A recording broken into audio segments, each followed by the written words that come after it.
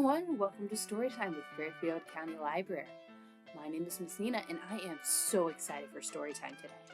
Before we get started, I want to remind you that we are doing hybrid Storytimes, which means on top of our Storytimes online here, they are also in person at the library.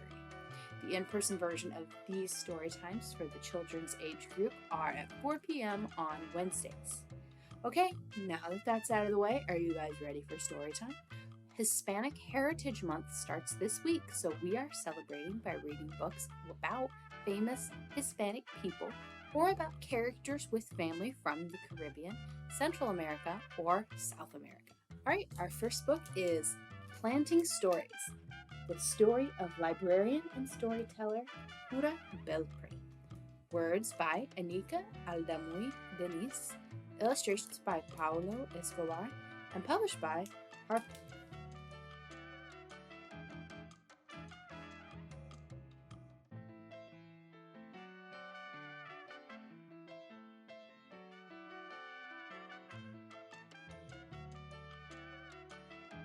It is 1921.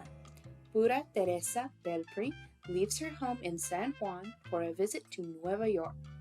Words travel with her, stories her abuela taught her, cuentos folclóricos Pura retold in the shade of a tamarind tree in Puerto Rico.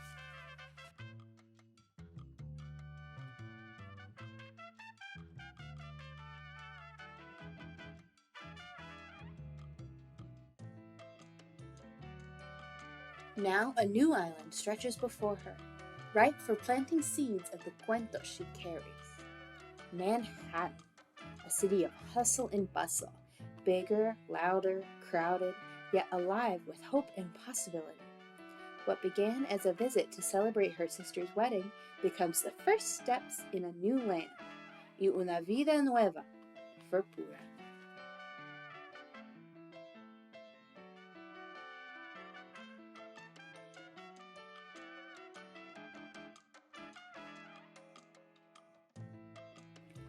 She works first in a garment factory, but it is cold floors and hard edges, not the soft, fertile ground where seeds take root. Then a golden opportunity, una benedicción. The library needs a bilingual assistant.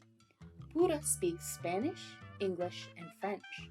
She is perfect for the job.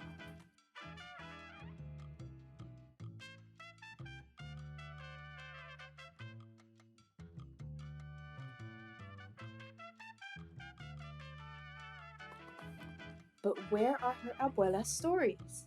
Not one folktale from Puerto Rico is on the shelves. How lucky for the library that Pura has story seeds ready to plant and grow.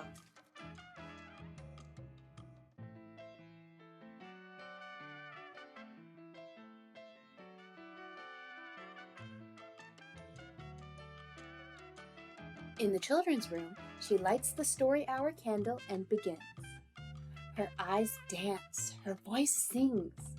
Pura's words paint a picture of a little house with a round balcony, where Martina, a beautiful Spanish cockroach, meets Perez, a handsome and gallant mouse. El ratoncito Perez y la cucarachita Martina, a tale from the tamarind tree.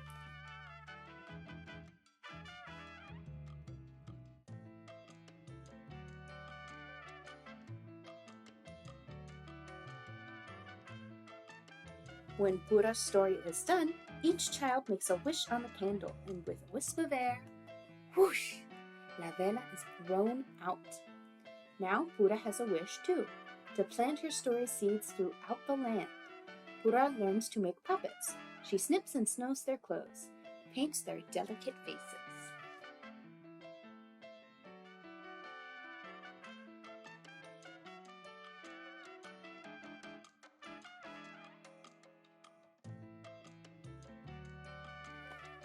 Families come to hear folktales in Inglés y Español, to watch Pura's puppets dance across the stage of her stories.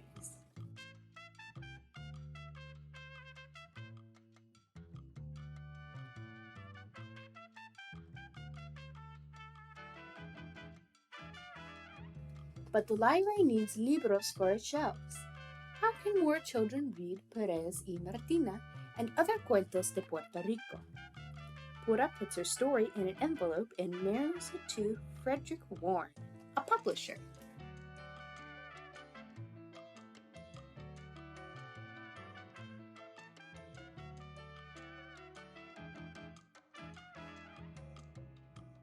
Soon, Perez y Martina is a book.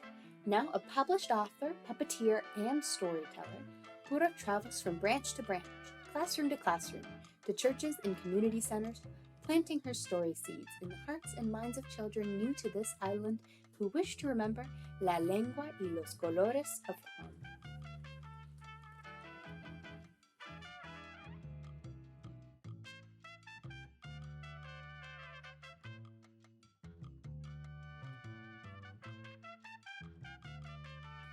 Writing, learning, speaking, teaching, traveling, Pura does not slow down until, like the beautiful Martina, she meets her Perez.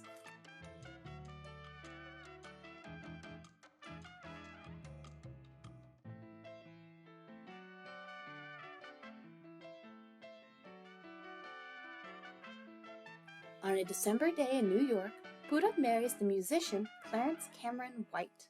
Un año away from the library, she decides, 1 year, to start a new life as a wife. But a year stretches on. Together they travel to new cities. Clarence plays his music, Pura tells her stories. Ching, ching, ching.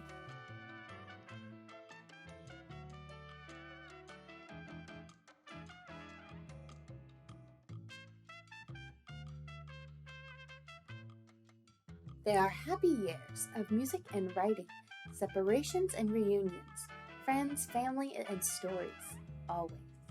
Until on a June day in New York, Clarence stops playing his music, and Pura's story must begin again.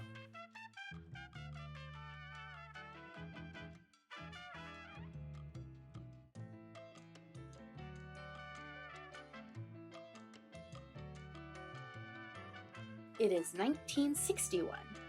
Pura returns to the library. There are others now, storytellers who make puppet stands, who read Perez y Martina, The Tiger and the Rabbit, Juan Bobo, The Three Magi, and many more of Pura's stories to the children.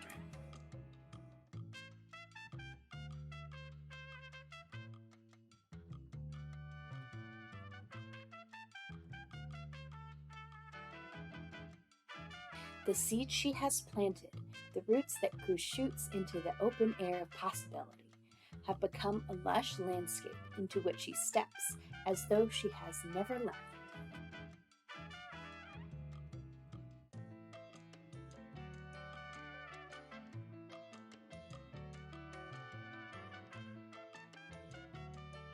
And then here's some information about Pura Belpré. And some of the books that were mentioned in this story. That was Planting Stories. What did you guys think? Have you ever read one of Pura Belpré's books? Or one of the books that has won the award named after her? Alright, our next book is A New Kind of Wild by Zara González Hoang and published by Dial Books for Young Readers.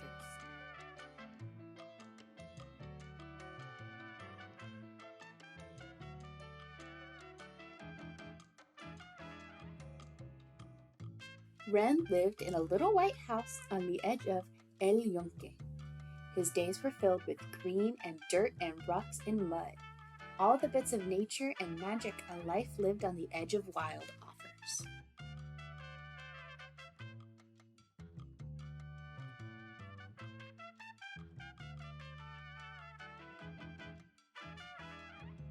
Every day, Ren adventured with dragons and chased unicorns.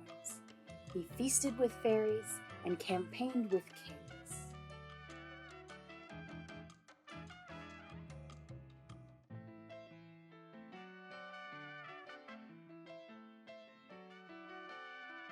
And every night, Ren fell asleep to the flickering of fireflies and chorus of conquis. It was a place of endless possibility, where anything he imagined became real, at least until bedtime. This was his home.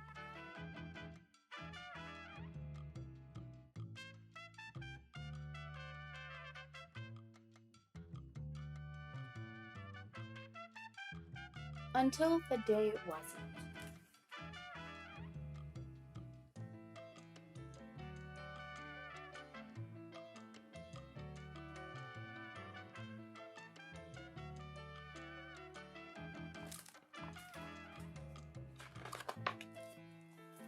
Wren found himself in a brick and cement city. The friendly sounds of his forest were replaced by the mechanical creaks and beeps and buzzes of a place filled with people in progress. It was too loud and too fast. It made Wren's head fill up with everything and nothing. There was no room left for magic, no room left for wonder.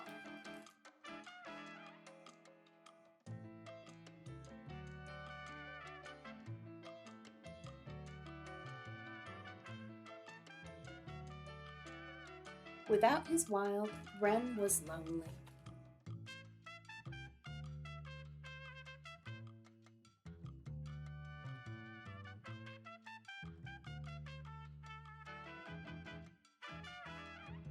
Ava, who lived upstairs, was never lonely. She loved her building and she loved her city. It was a place of constant change, with people moving through it like an endless parade. There was always something to see or do, and best of all, there was always someone to share it with.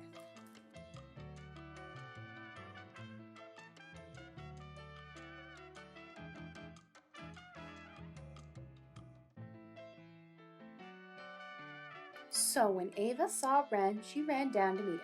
"I'm Ava," she said.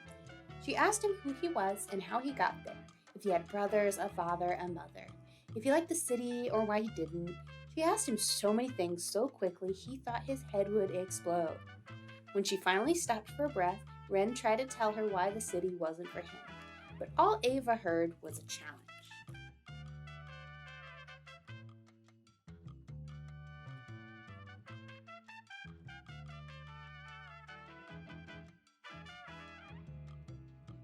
Ava pulled him from the stoop and into the busy city. She led him down colorful streets and sidewalks. They peeked into the alleys, splashed in hydrants, and tried to find the rhythm of the streets. But all Wren saw was gray, and all he heard was the screeching of brakes and the honking of horns. It was nothing like home.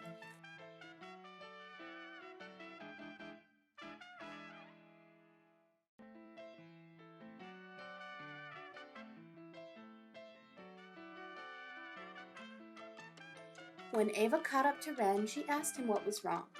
"There's no magic here," he said. "No wild, everything is exactly what it is." "You're wrong," Ava said. Hadn't he heard the song of the city? Hadn't he seen the color in the streets? She spent all day showing him. How could he not see? If only he would try a little harder, she thought. But Wren was tired of trying, so he went back inside. Homesickness swept over him like a wave, and he felt lonelier than ever.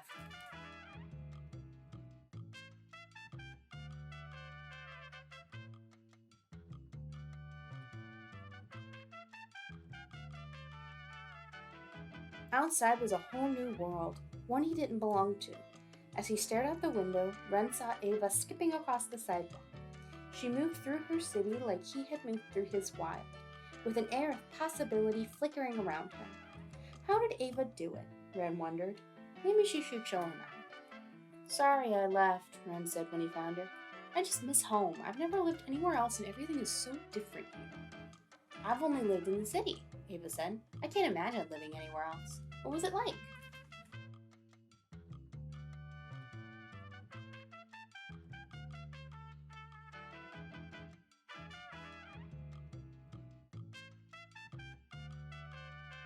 So Wren told her about his wild, about the green and the trees and the rocks and the mud, and about the magical creatures that played there. He spun a tale of fairies and fantasy that he just couldn't see on these drab city blocks. And finally, Ava understood what was missing.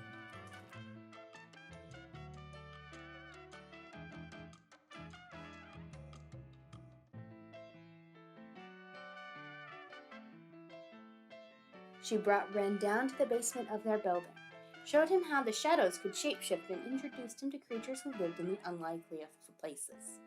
Then she took him up, past Mitchell Borges in apartment 4B, past the empty apartment with the red door, past stacked boxes and peeling wallpaper, all the way to the very top. She told him that the city had a rhythm and the music it played could be a lullaby or a salsa. "Listen," she said, as she pulled him outside.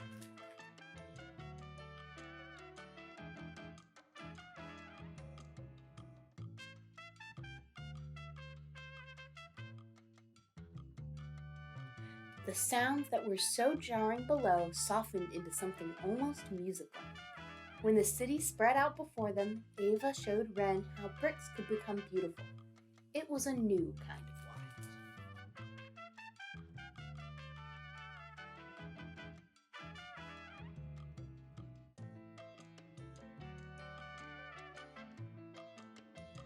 And this time, he could see it.